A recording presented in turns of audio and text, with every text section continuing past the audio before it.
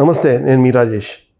జగన్మోహన్ రెడ్డి నీడబడితే ఎవరైనా నాశనం అయిపోవాల్సిందే అనేది ఒక వార్త మీడియాలో వచ్చి చక్కర్లు కొడుతుంది. ఇప్పుడు లేటెస్ట్గా చూసాం అదానీ కేసు ఒకటి, అలానే కుటుంబ సభ్యుల వ్యవహారం చూస్తున్నాం, అలానే పార్టీలో కొంతమంది ఒక పరిస్థితి చూస్తున్నాం. అంటే పార్టీయే కాదు, కుటుంబ సభ్యులే కాదు, పారిశ్రామికవేత్తలే కాదు, ఎవరిపైనా నిలబడినా వాళ్ళ నాశనమే అనేది ఒక వార్త మీడియాలో చక్కర్లు కొడుతుంది. దానిపై పూర్తి విశ్లేషణ అందించడానికి మనతో పాటు దుర్గాకుమార్ గారు ఉన్న సీనియర్ జర్నలిస్ట్. ఆయన అడిగి పూర్తి వివరాలు తెలుసుకుందాం. సార్ నమస్తే. నమస్కారం రాజేష్ గారు, మన వీక్షకులు కూడా నమస్కారం. సార్, ఏంది కొత్త విషయం ఒకటి చక్కర్లు కొడుతుంది మీడియాలో. ఆయన జగన్మోహన్ రెడ్డి గారు నీడబడితే ఎవరైనా సర్వనాశనమే, వినాశనమే అని ఒకటి చక్కర్లు కొడుతుంది. కుటుంబ సభ్యులైనా సరే, అది పార్టీ వ్యక్తులైనా సరే, లేదా పారిశ్రామికవేత్తలైనా సరే. ఏంది అసలు దీన్ని ఏ రకంగా చూడొచ్చు? అది మనం ఒక జగన్మోహన్ రెడ్డి గారిని కానదండి, రాజశేఖర్ రెడ్డి గారి టైంలో కూడా అది జరిగింది. రాజశేఖర్ రెడ్డి గారి టైంలో కూడా ఎంతో వెలిగిపోతున్న రామలింగారాజు గారు ఎప్పుడైతే రాజశేఖర్ రెడ్డి గారితో స్నేహం చేస్తూ ఈ అంటే అప్పుడు ఒకటి అలా కనిపించినా ఇప్పుడు ఎక్కువ కనబడుతుంది. చెప్తున్నా, అది కూడా మామూలు స్థాయిలో లేడండి రామలింగరాజు గారు. అవునవును, చాలా హై క్రెస్ట్లో ఉన్నాడు. హై క్రెస్ట్లో ఉన్న వ్యక్తికి ఆయనకి సత్యం షేర్లు అంటే ఎగబడేవాళ్ళు. తర్వాత ఆ మైటాస్ వాళ్ళు అప్పట్లో మీకు గుర్తుండే ఉంటుంది, వాళ్ళు ఒక విల్లాస్ కడతానికి వాచపల్లి దగ్గర మొదలు పెడితే రికమెండేషన్లు చేయించుకోవడానికి ఎగబడ్డారు. మైటాస్ అదే వాళ్ళు సత్యం గ్రూప్ని తిప్పి మైటాస్ అని పెట్టారు. తర్వాత వాళ్ళకి ఎల్ఎన్టీకి ఇస్తానన్న ఇది కూడా మెట్రో రైలు వాళ్ళకి ఇచ్చారు. తర్వాత బందర్ పోర్ట్ కూడా వాళ్ళకి ఇస్తామని చెప్పి మెట్రో రైలు వాళ్ళకి ఇచ్చి మళ్ళీ తర్వాత ఎల్ఎన్టీకి ఇచ్చారు. ఆ టైంలో వాళ్ళని అంతా సపరేట్ చేసాడు పెప్పర్మెంట్ లాగా రాజశేఖర్ రెడ్డి గారు అనేది చాలా పెద్ద ఎత్తున ప్రచారం జరిగింది. అది చాలా ఆయనకి సన్నిహిత వర్గాలు కూడా ఒప్పుకున్నాయి. తర్వాత ఏంటంటే ఆ సత్యం డబ్బులు సపరిచ్చిన తర్వాత సత్యం కంపెనీ చాలా ప్రాబ్లమ్స్లో పడినప్పుడు కొంత అమౌంట్ తిరిగి ఇవ్వమని అడగటానికి వెళ్తే అసలు అపాయింట్మెంటే ఇవ్వటానికి కూడా తిరస్కరించాడు అని కూడా తెలిసింది. ఏంటంటే వీళ్ళిద్దరు కూడా Andhra Loyola college old students, మాకంతా అల్యూమిని ఉంది మాకు లైలా ఓల్డ్. ఆ ఓల్డ్ బాయ్స్ అసోసియేషన్లో కూడా ఈ చర్చలు చాలా సందర్భంలో వచ్చినాయి.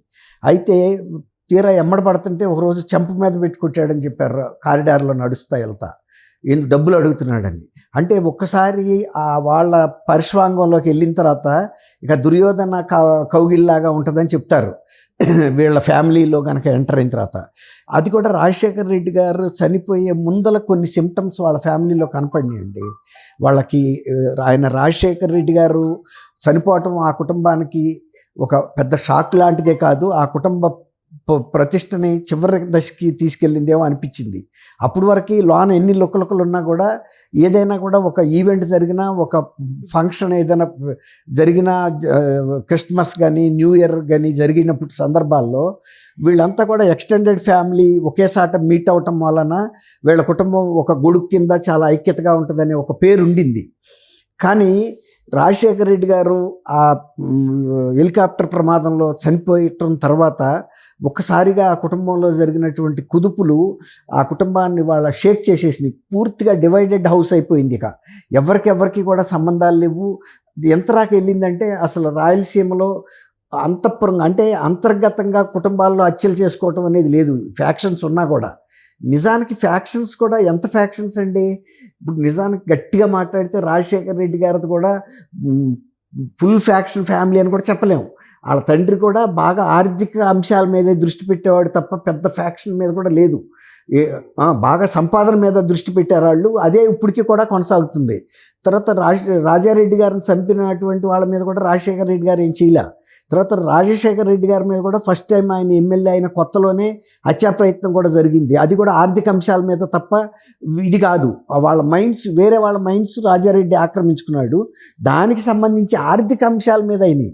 తర్వాత ఇంకోటి అండి, ఇంత ఫ్యాక్షన్ ఫ్యామిలీ అయితే వివేకానంద రెడ్డి గారిని చంపిన తర్వాత వాళ్ళు ఆయన్ని గుండె జబ్బుతో చనిపోయాడు, హార్ట్ అటాక్తో చనిపోయాడని ప్రచారం చేశారంటే ఇక్కడ వచ్చేప్పటికి రాజకీయ కక్ష, అదే ఫైనాన్షియల్ కక్ష కాదు, అది ఫైనాన్షియల్. ఇదేమో కుటుంబ పరంగా, రాజకీయం కూడా కాదండి, కుటుంబ పరంగా కుటుంబ పరంగా వైఎస్ రాజారెడ్డి ఫ్యామిలీ మెంబర్స్ మాత్రమే రాజకీయాల్లో ఉండాలి, రాజశేఖర రెడ్డి ద్వారా వచ్చిన రాజకీయ ప్రతిష్టని వీళ్ళు మాత్రమే లాభం పొందాలి తప్ప ఇతర కజిన్స్కి వెళ్ళటానికి లేదు అనేది. ఇప్పుడు అవినాష్ రెడ్డి ఫాదర్ ఉన్నాడు కదండి, వాళ్ళు రాజకీయాల్లోకి రావటం ఆయనకి ఇష్టం లేదు. ఏదుండా షర్మిల రావాలి, జగన్మోహన్ రెడ్డి రావాలి, విజయం రావాలి, లేదంటే వివేకానంద రెడ్డి గారు రావాలి. అయితే ఇంకొక విషయం ఇక్కడ మనం గుర్తుపెట్టుకోవాలండి రాజేష్ గారు, రాజశేఖర రెడ్డి గారి టైంలోనే ఒక టైంలో ఈయన జగన్మోహన్ రెడ్డి వివేకానంద రెడ్డి గారి మీద దౌర్జన్యం చేసి రాజీనామా చేయించి అది ఢిల్లీకి పంపిస్తే 2009లో అనుకుంటా, మీకు సంవత్సరం మీకు బాగా గుర్తుంది. అప్పుడు సోనియా గాంధీ గారు కూడా ఎందుకు రాజీనామా చేయాల్సి వచ్చిందంటే వాళ్ళకి ఇంటెలిజెన్స్ రిపోర్ట్ ప్రకారం ఇతను జగన్మోహన్ రెడ్డి ఇలా చేశాడు, ఆయన కొట్టడం వలన ఈయన రాజీనామా చేస్తే అది ఒప్పుకోలేదు. ఆ తర్వాత అయినా ఆయన్ని డ్రాప్ చేసి ఈయనకి సీట్ ఇచ్చాడు రాజశేఖర రెడ్డి గారు. అట్లా ఇక అక్కడి నుంచి వీళ్ళ కుటుంబంలో ఒక రకంగా కొన్ని దురదృష్టకర సంఘటనలు జరుగుతాయి. ఇక అది బాగా పరాకాష్ట అంటే వివేకానంద రెడ్డి గారి హత్య. ఇక వివేకానంద రెడ్డి గారి హత్య తర్వాత కుటుంబం వర్టికల్గా విడిపోయింది. అంటే వివేకానంద నిందితుల్ని బలపరిచే గ్రూప్ ఒకటి ఉంది, వివేకాన్ని చంపినటువంటి వాళ్ళని శిక్షించాలనే ఒక గ్రూపు విడిపోయింది. అందులో ఇప్పుడు సౌభాగ్యమ్మ కానీ, తర్వాత షర్మిల కానీ, సునీత గారు కానీ, వీళ్ళందరూ. తర్వాత ఒక రకంగా ఇవి కూడా సైలెంట్ అయిపోయింది. విజయమ్మ గారు కూడా అటు ఇటు చెప్పలేని పరిస్థితి. ఒక రకంగా ధర్మం ఏమో సునీత వైపు ఉందని తెలుసు, సునీతకి అన్యాయం జరిగిందని, కానీ అవతల చూస్తేనేమో జగన్మోహన్ రెడ్డికి ప్రత్యక్షంగానో పరోక్షంగానో పాత్ర ఉందని. తర్వాత 40 కోట్ల రూపాయల సుపారీ ఇచ్చి చంపించారంటే ఒక ఫ్యాక్షన్ కుటుంబంలో వాళ్ళే చేయగలిగితే సుపారీ ఇవ్వాల్సిన అవసరం ఏముందండి? అక్కడ మీకు అర్థం కావట్లేదా? ఇక వీళ్ళు ఆర్థిక అంశాల్లోకి వెళ్ళిపోయారు తప్ప ఇక ఫ్యాక్షన్స్లో వీళ్ళు లేరండి. వీళ్ళదంతా వ్యాపార దృక్పథం వచ్చేసింది. ఎవడన్నా ఫ్యాక్షన్ కుటుంబం ఇప్పుడు ఒక టైలరే ఉండి ఇంకో టైలర్ దగ్గరికి తీసుకెళ్ళడు కదండి బట్టలు కుట్టమని. అదే వాళ్ళే చేయగలిగితే వాళ్ళే చేయాలి కదా, అందులో మీరు ఆరితేరిన వాళ్ళు. కానీ అది కాదు, వాళ్ళది ఆర్థిక దృష్టే ఉండింది. అందుకే 40 కోట్లు పోయినా పర్వాలేదు, మన చేతికి మట్టి అంటకూడదు అనుకున్నారు. కానీ చేతికే కాదు ఒళ్ళంతా అంటింది. ఇప్పుడు వాళ్ళు చేసిన తెలివి తక్కువ పని ఏంటంటే దాన్ని ఆ దెబ్బతో రాజశేఖర రెడ్డి కుటుంబం చిన్న భిన్నం కకావికలైపోయింది. ప్రజల ముందు కూడా పలసన. అదే వివేకానంద పరిస్థితి ఉండేది కాదు. వివేకానంద రెడ్డి గారిని కనుక వీళ్ళు చంపకుండా ఉంటే అసలు ఆయన ఎంత అండి, ఊరికి జిల్లా వరకు మహా ఉంటే ఆ నియోజకవర్గం వరకు, అదిలో వీళ్ళ క్షేమం కోరే వ్యక్తే కదా. చనిపోయిన రోజు రాత్రి కూడా కుటుంబానికి సపోర్ట్ ఉన్న వ్యక్తులు ఎవరు లేరు. ఇప్పుడు అదే వీళ్ళు. తర్వాత పెద్దరికం పోయింది, ఎవరన్నా తిప్పి చెప్పేవాళ్ళు లేరు. ఆ రోజు కూడా ఆయన ఎన్నికల ప్రచారానికి జగన్మోహన్ రెడ్డి తరపునే వెళ్ళొచ్చాడు కదా. మీకు రాజశేఖర రెడ్డి గారు ముఖ్యమంత్రికి ఉన్నప్పుడు, మీన్ రాజకీయాలు ఉన్నప్పటికీ కూడా, ఆయన ఎమ్మెల్యేగా ఉన్నప్పుడు కూడా అక్కడ గ్రౌండ్ వర్క్ అంతా వివేకాదే. అసలు ఆయనకున్న పొట్టితోనే రాజశేఖర్ కూడా నడుపుకొచ్చాడు తప్ప రాజశేఖర్ ఉంది లేదని అంటలేదు. కానీ వివేకానంద రెడ్డి గారు ఎక్కువ ఆయన చాలా మందిని గుర్తుపట్టి మాట్లాడగలుగుతాడు. అన్ని నియోజకవర్గాల్లో ప్రతి ఊరితో పరిచయం ఉంది. కడప జిల్లా మైనస్ అయిపోయింది అది వాళ్ళకి. అవును, ఇప్పుడు ఈవెన్ జగన్మోహన్ రెడ్డి గారికి పులివెందుల్లో ఎవరేంటో తెలియదు. మొన్న ఈ మధ్య ఈ కౌన్సిలర్స్ మీటింగ్ వాళ్ళు పెట్టినప్పుడు కూడా వాళ్ళు ముఖాన్ని అడిగేశారు. వివేకానంద రెడ్డి ఎదురు తిరిగి అసలు ఏది జగన్ కన్నా ఏరు కూడా అంత ఓల్డ్ ఉంది. కానీ వివేక ఆ ఉద్దేశం మీద లేడండి. నేను ఆయనకి రాజకీయ వారసురాలు లేరు. ఎందుకంటే సునీత గారు ఒక ప్రముఖ డాక్టర్, రాజకీయాల్లోకి వచ్చే ఉద్దేశం లేదు. తర్వాత తనకు వయసు అయిపోతుంది. తను కోరుకుందల్లా జగన్మోహన్ రెడ్డి, షర్మిల ఇద్దరు మాత్రం రాజకీయాల్లో ఉండాలి, ఇద్దరు సమస్థాయిలో ఉండాలి కూడా కోరుకున్నాడు ఆయన. ఎంపీగా కూడా షర్మిల ఉండాలి, ఇంకా కూడా పెరిగితే కూడా పెరగాలి, కుడి ఎడంగా ఇద్దరు ఉండాలి రాజకీయాల్లో. ఆ రోజు చెప్పింది కూడా అదే, ఉంటే నేనే ఉండాలి ఎంపీగా, చెప్పాడు. అవును, అదే ఆయన సావుకు కారణమైంది. అట్లా అన్నమాట. ఇప్పుడు అందువల్ల జగన్మోహన్ రెడ్డి గారి దగ్గరికి ఏ పారిశ్రామికవేత్తన్నా, ఇప్పుడు మ్యాట్రిక్స్ ప్రసాద్ వెళ్ళాడు, ఆయన పతనం అయిపోయాడు. తర్వాత పొట్లూరు ప్రసాద్ అని విజయవాడలో పివిపి ప్రసాద్ ఆయన వెళ్ళిపోయాడు. రామలింగరాజు చెప్పాడు ఉండేవాడు. ఎవరైనా వీళ్ళు బాగుపడటం కానీ అవతలాడి బాగుపడటం లేదండి. మరీ ముఖ్యంగా జగన్మోహన్ రెడ్డి గారి పరిస్థితి ఏంటంటే ఎవరినైనా వాడుకోవటం, అవతల పడేయటం. సొంత కుటుంబ సభ్యుల విషయంలో కూడా అదే చేశాడు. చిన్న బెనిఫిట్ చేశాడా, అదే పరిమళనత్వాన్ని ఎవడో తెలియని ఆయన తీసుకొచ్చి రాజశేఖర రెడ్డి హత్యలో పాత్ర ఉందనుకున్న రిలయన్స్ గ్రూప్ వ్యక్తికి తీసుకొచ్చి రాజ్యసభ మెంబర్షిప్ ఇచ్చాడు. కానీ షర్మిల గారికి కౌన్సిల్ మెంబర్షిప్ కూడా ఇవ్వటానికి ఆయనకి మనసొప్పల. తర్వాత ఇవాళ ఆమె కాంగ్రెస్లోకి వెళ్తే కూడా ఇవాళ వ్యక్తిత్వ అన్నానికి పాల్పడుతూ ఆమెను ఇంకా కూడా ఇప్పటికి కూడా చాలా అనవసరపు నిందారోపణలు కూడా ఒక అన్నగా చేస్తున్నాడు. మొన్న చెప్పేసింది, ఒక అన్నగా నువ్వు నాకు మేలు చేయకపోగా ఇంత కీడు చేస్తున్నావు, నన్ను రోడ్డు మీద పడేస్తున్నావు, నీకు వీళ్ళ పేరు వాళ్ళ పేర్లు నువ్వే చేస్తున్నావు, నువ్వు అధికారంలో ఉన్నప్పుడు అట్లాంటి వాళ్ళని ప్రోత్సహించావు. ఇవాళకి కూడా అతను వర్ర రవీంద్రారెడ్డిని ప్రోత్సహించింది ఈయనే, ఇతని మీద చర్యలు తీసుకోమని కూడా అడుగుతుంది కదా. ఇప్పుడు మళ్ళీ లేటెస్ట్గా కూడా తీసుకొస్తున్నావు. నీకు తెలుసు నా వ్యక్తిత్వం ఏంటో, నేను నా బిడ్డల మీదే ప్రమాణం. అలా ఎప్పుడైనా జగన్మోహన్ రెడ్డి వచ్చి ఒక ఛాలెంజ్ తీసుకున్నాడు. మొన్న ఏబి వెంకటేశ్వరరావు విషయంలో అనవసరంగా కెలికాడండి. కెలికినందుకు ఏబి వెంకటేశ్వరరావు గారు ఒక మంచి ఛాలెంజ్ ఇచ్చినాడు. నీ జీవితమే అవినీతి, నీ వ్యక్తిత్వమే అవినీతి, నీ భవిష్యత్తు నీ గతమంతా అవినీతి అని చెప్పాడు. తేల్చుకుందాం, నేను నా ప్రాణాలు వడ్డీ నేను ప్రజల తరపున పోరాడిన ఒక ఆఫీసర్ నేను అంటే వాళ్ళకి స్పందించాడా? ముడుచు కూర్చున్నాడు. అట్లాంటప్పుడు మన దగ్గర లోపాలు ఉన్నప్పుడు మనం అద్దాల మేడలో ఉండి ఇతరుల మీద గడ్డలు వేయకూడదు రాజేష్ గారు. అప్పుడు ఏమవుద్దంటే మనం ఒక పూరి గుడిచి మీద వేసిన రాయి నష్టం కన్నా మన ఇంటి మీద పడే 10 రాళ్ళ మూలన అద్దాల మేడ పగిలిపోద్ది. ఇప్పుడు ఆయన పరిస్థితి నగ్నంగా నడి రోడ్లో నిలబెట్టినట్టు అయింది ఏబి వెంకటేశ్వరరావు గారు. ఆయన నిజ రూపాన్ని చూపించాడు, ఇది నువ్వు అని.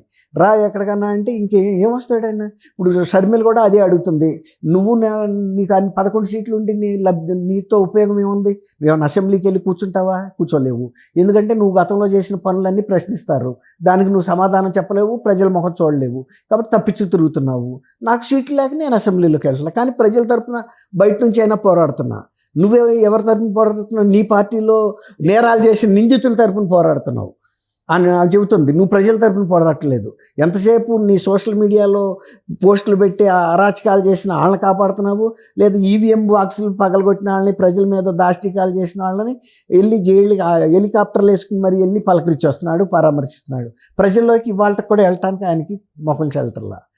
కాబట్టి ఇవాళ జగన్మోహన్ రెడ్డి గారిని ఎవడు నమ్ముకున్నా పార్టీ కార్యకర్తలు నాయకులు ఎందుకు వెళ్ళిపోతున్నారంటే ఇతను పార్టీని నాయకత్వం వహించి ముందుకు తీసుకెళ్ళటం అనేది ఇక జరగదు. అంతర్ధానం అయిపోవటానికి దగ్గరగా వెళ్ళిపోతుంది. ఇక మునిగిపోతున్న పడవ టైటానిక్లో ఇంకెవడన్నా ఉండగలుగుతాడండి? ఎంత పెద్ద షిప్ అయినా ఒకప్పుడు 151 సీట్ల పార్టీయే, కానీ ఇవాళ 11 సీట్ల పార్టీ, అవి కూడా నిలబెట్టుకునే పరిస్థితి లేదు.